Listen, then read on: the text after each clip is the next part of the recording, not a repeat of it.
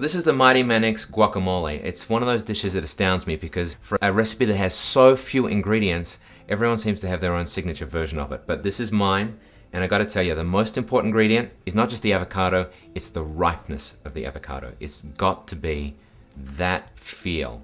So you know the avocado is perfect when you can literally sink a knife into it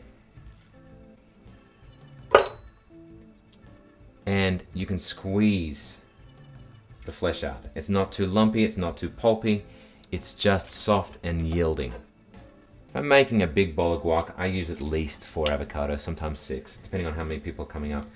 I'm gonna add 1 Roma tomato, super ripe, full of flavor, lots of juice, get all of that in there. A fistful of cilantro, just chopped up, not too fine. The onion does kind of need to be chopped up. Jalapenos. I'm also gonna add 1, maybe 2 cloves of garlic. You can monitor that depending on who you're serving it to. And you don't want this to register even on a texture scale, so it's got to be mushed down. Add a good teaspoon of salt, and then we're just going to crush that down. The heel of a blade will do it for you. And just mush it down into a paste.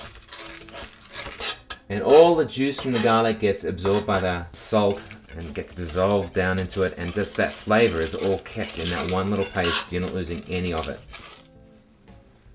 I start off with about 2 limes, depending on how juicy they are. You can add more. You can always add more, you can never take it out. So squeeze that on top. This is also going to help keep the avocado nice and green.